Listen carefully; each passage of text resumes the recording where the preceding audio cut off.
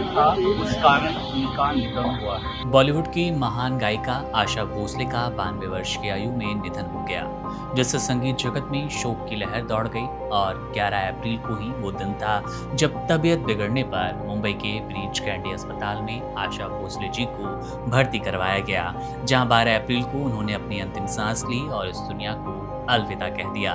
उनकी पोती जनाई भोसले ने इंस्टाग्राम पर बताया कि उन्हें अत्यधिक थकान और गंभीर चेस्ट इन्फेक्शन था। डॉक्टरों के अनुसार अस्पताल में भर्ती कराते वक्त उनकी हालत अत्यंत नाजुक थी।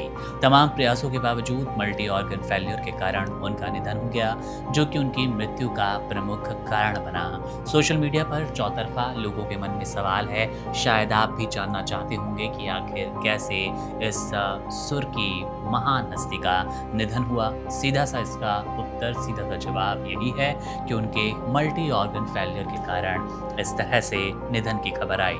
आशा भोसले के निधन के बाद उनके बेटे आनंद भोसले ने मीडिया के माध्यम से प्रशंसकों और शुभचिंतकों को सूचित किया।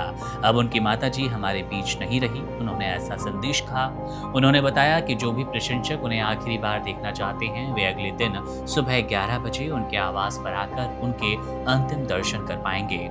आशा जी का अंतिम संस्कार उसी शाम 4 बजे मुंबई के ऐतिहासिक शिवाजी पार्क में पूरे राजकीय सम्मान के साथ किया जाना है। उनके जाने से न केवल भोसले परिवार में बल्कि पूरी फिल्म इंडस्ट्री और संगीत प्रेमी गहरे दुख में है। सोशल मीडिया पर उनके निधन की खबर आते ही श्रद्धांजलि देने वालों का तांता लग गया। हर कोई उनके महान योगदान को याद कर रहा है, उनके गानों को भुलाए नहीं भूल पा रहा। आशा भोसले जी का जीवन संघर्ष, लगन और अटूट मेहनत की एक अद्भुत गाथा रही। उन्होंने संगीत की दुनिया में खुद को साबित करने के लिए वर्षों तक कड़ी मेहनत की। उन्होंने मात्र 10 वर्ष की कोमल आयु में ही गायन के क्षेत्र में कदम रखा और लगभग 80 वर्षों तक संगीत जगत में अपनी सक्रिय उपस्थिति बनाए रखी। उनके करियर की शुरुआत 1943 में हुई, जब उन्होंने अपना पहला मराठी गीत चला चला नव बाला रिकॉर्ड किया। इसके कुछ वर्षों बाद 1948 में उन्होंने फिल्म चुनरिया के लोकप्रिय गीत से सावन आया के माध्यम से बॉलीवुड की रंगीन दुनिया में अपना पहला कदम रखा। शुरुआती वर्षों में उन्होंने अपनी बड़ी बहन लता मंगेशकर के प्रभाव और अन्य स्थापित गायिकाओं के बीच अपनी अलग अलग पहचान बनाने के लिए काफी संघर्ष किया, काफी बुरे दिन भी देखे, जिसके बाद ये सफलता उन्हें मिली। हालांकि आशा जी की विशिष्ट प्रतिभा और आवाज के जादू ने जल्द ही लोगों का ध्यान अपनी ओर खींचा और उन्हें बॉलीवुड में असली पहचान और अपार लोकप्रियता फिल्म नया दौर के प्रसिद्ध गीतों मांग के साथ तुम्हारा और उड़े जब जब जुल्फे तेरी से मिली।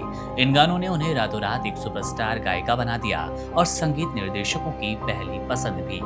आशा जी ने अपने लंबे करियर के दौरान कैबरे, गजल, भजन, कव्वाली और शास्त्रीय संगीत सहित हर प्रकार के गीतों को अपनी सुरीली आवाज देकर न्याय किया। उन्होंने हजारों गाने गाए और संगीत की दुनिया में कई कीर्तिमान और विश्व रिकॉर्ड अपने नाम किए। उनके निधन को भारतीय संगीत का एक स्वर्णिम युग का अंत माना जा रहा है।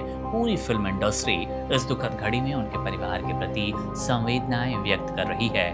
उनकी सुरीली आवाज और उनके गाए हुए सदाबहार गीत हमारे बीच हमेशा जीवित रहेंगे और आने वाली पीढ़ियों के गायकों को प्रेरित करते रहेंगे। आशा जी का योगदान भारतीय सिनेमा के इतिहास में हमेशा सुनहरे अक्षरों में लिखा जाएगा और उन्हें एक युग प्रवर्तक गायिका के रूप में ये देश हमेशा याद रखेगा। बहरहाल, अब आशा जी को आप कैसे श्रद्धांजलि देना चाहते हैं, कमेंट बॉक्स में अपनी राय, अपना श्रद्धांजलि शब्द जरूर लिखें। मेरा नाम है मुकुंद, आप बने रहिए वन इंडिया के साथ। शुक्रिया।